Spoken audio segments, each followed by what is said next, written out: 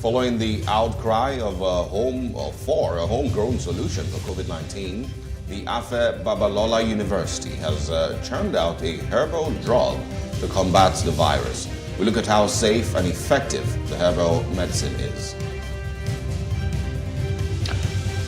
Also on the breakfast, President Muhammadu Buhari continues to speak on the gains of his administration, security, economy, and the fight against corruption. And as always, we take a look at the papers this morning for a quick review of the biggest stories making headlines across the country.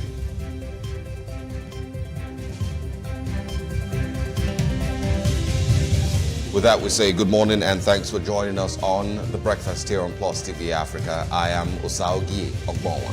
And I am Messi Boko. It's a beautiful morning, and thanks as always for joining us. Absolutely. We have very interesting conversations coming your way today, of course, for the president making new appointments that some people have described as a little too late. And, of course, also in the Afe Babalola University, where herbal medicine practitioners must be celebrating as they've announced that there is a new effective herbal drug in the fight against COVID-19. We're going to be having that conversation along with others this morning on The Breakfast. But of course, we always start with top trending stories, and we're starting with security this morning. The federal government has now officially declared bandits as terrorists. This was late, 3 years late or 4 years late. This should have been done, as early as 2019, maybe even 2017, when actually, stamped its foot down with regards to the fight against insecurity. But they eventually did yesterday. Well, so most times you remember that we get to talk about the fact that the shot thinking that, and those who are, the victim at the end, the receiving end, are also saying a different thing. So there's a disconnect. And if we are not, others are also saying, well, the fact that we have proscribed this person, what difference does it really make? Yeah. And some people are also statement or policy. There seem to be a trust deficit.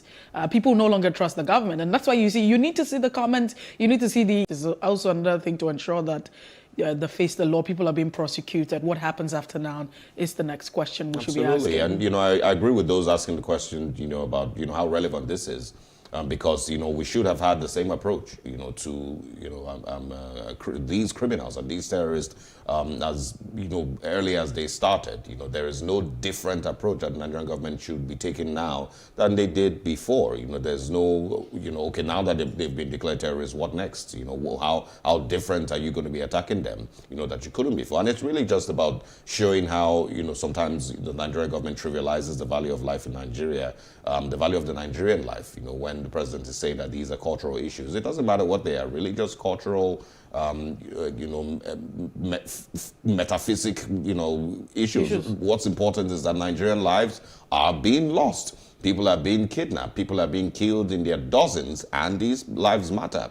Those families will never get those people back. And you don't need a name, before you save lives. You don't need to give a particular act a name before you take action and save lives. And so, you can't, stop people from thinking that way and criticizing the relevance of this just before, a year plus before the elections. And it didn't take this long before the IPOB was declared a terrorist group. The IPOB wasn't also seen to be committing, the acts of terror that these, persons have been committing. It simply was a knee-jerk reaction. We woke up one morning, the governors of the Southeast met, the federal government met, and next thing you know, they've been declared a terrorist organization.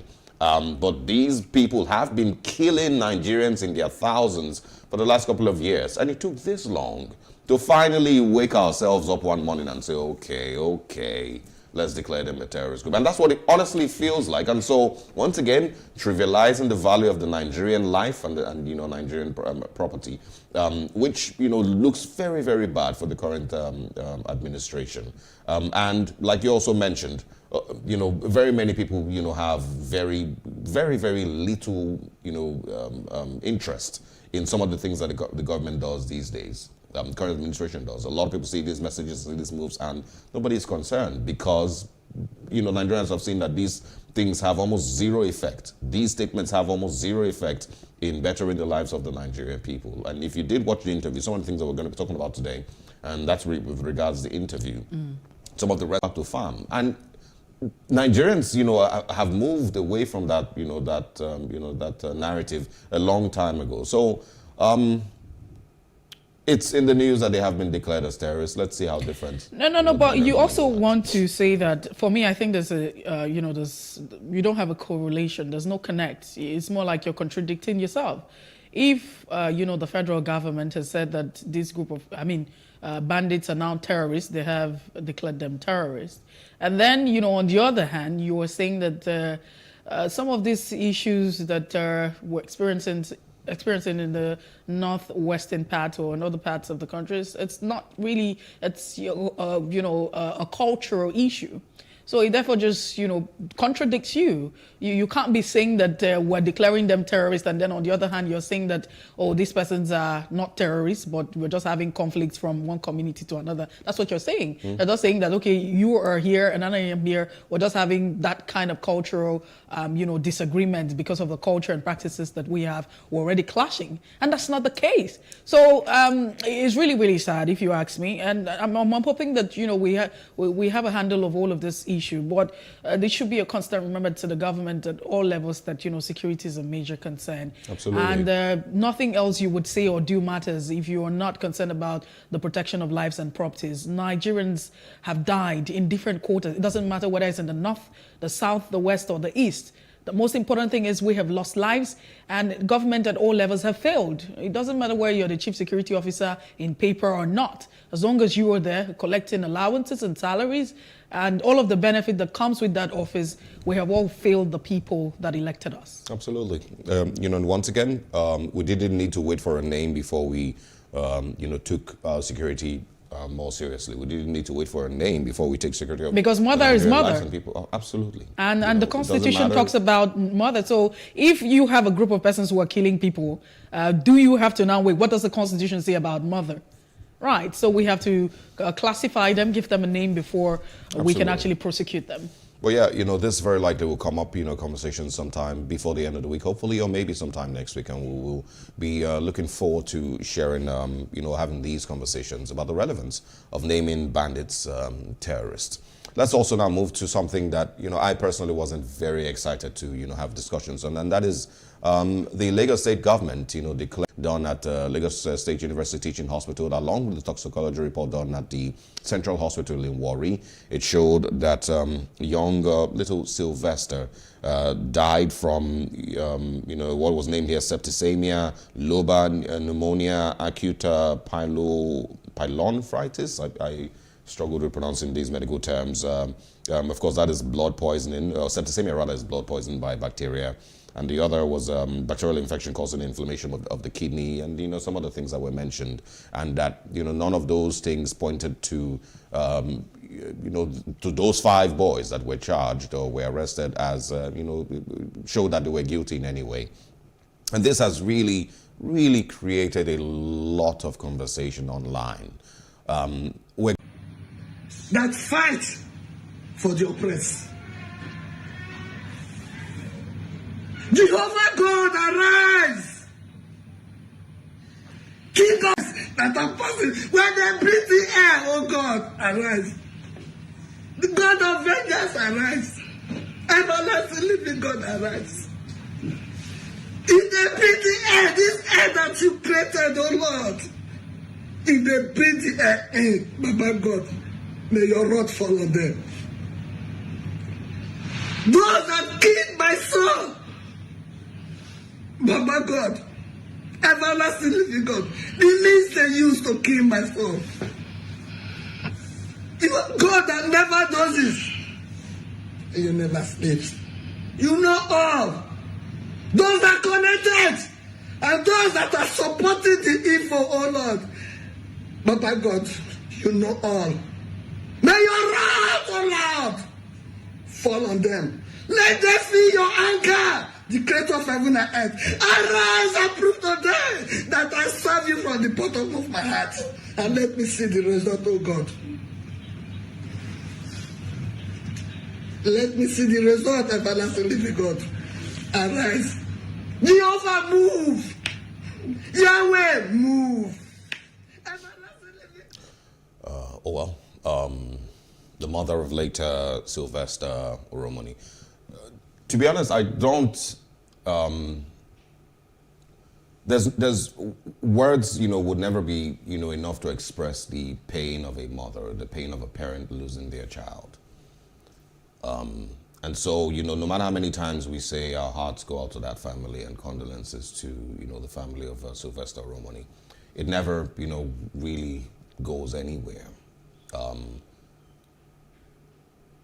What Nigerians, would always cry out for is a better society, a better system, justice, in every way, shape and form.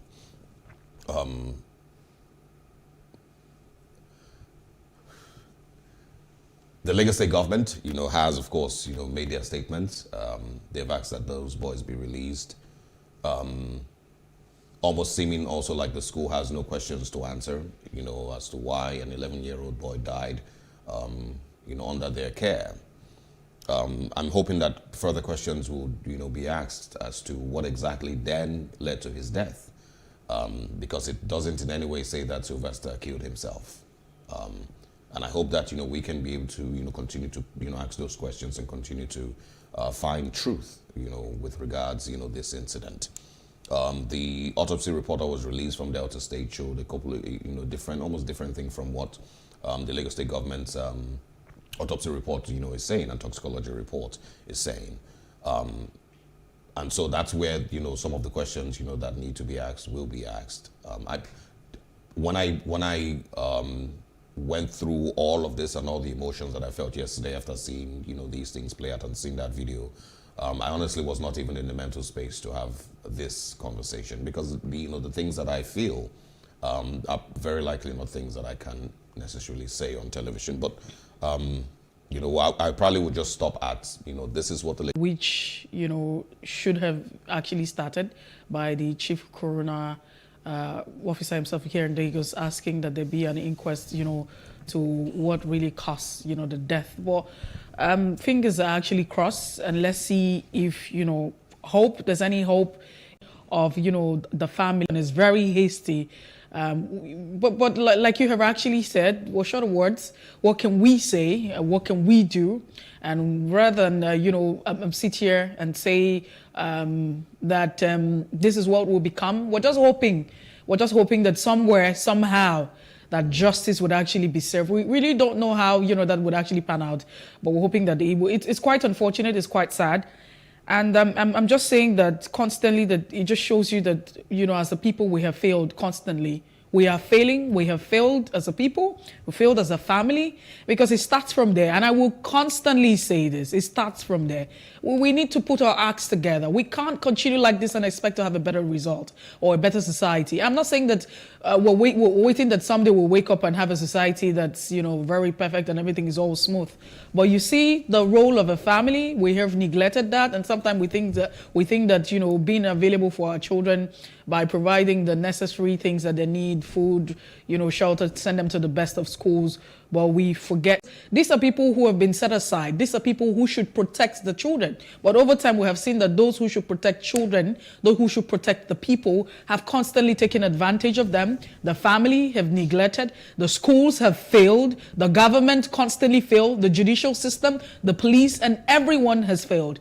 And what can we be left with, rather than say we ask that God will come through? And usually, I would say, well, that does exist. But of course, children will somehow, some way be children. There are certain vices that nobody teaches their children at home. They learn them from the streets, they learn them from so if that escapes, so what happens to the school? But my concern really is that we're expected that they would. Something definitely led to his death. And somebody has to be held responsible, either the school or the people that were accused. The dying declaration that was allegedly made by Lagos. There's a clear oral statement from my son before he died and his schoolmates that he was tortured and given an playing football. All evidence gathered so far has shown that the 5 suspects have no case to answer. The germane question to ask: in whose custody was my late son at the material time when the substance was forcefully administered to him? And then he eventually ends by saying he calls on the federal government, Federal Republic of Nigeria, Inspector General of Police, Chairman, National Human Rights Commission, to help me get justice, as the turn of events has clearly shown that justice is being tampered with. He, of course, then spoke about asking Femi Falana, SAN, to take necessary steps with the purview of the law to get justice for his son.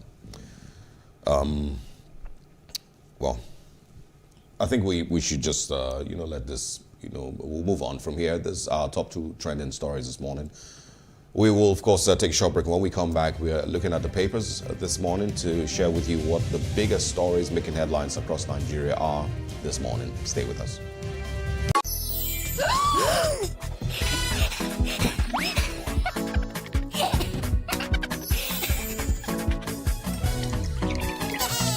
Well done!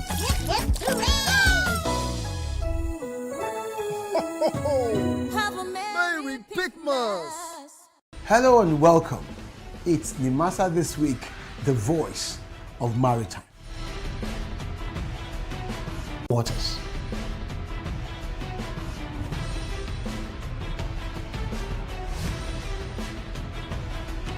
Nimasa bears responsibility for search and rescue, shipping development, and ship registration.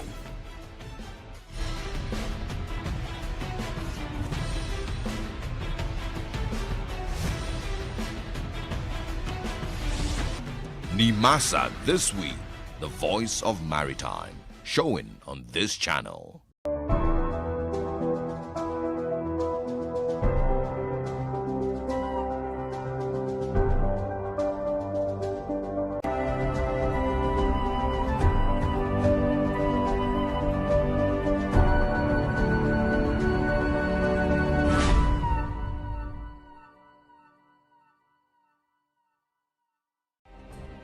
Nigeria's Niger Delta region, from where the black gold fuel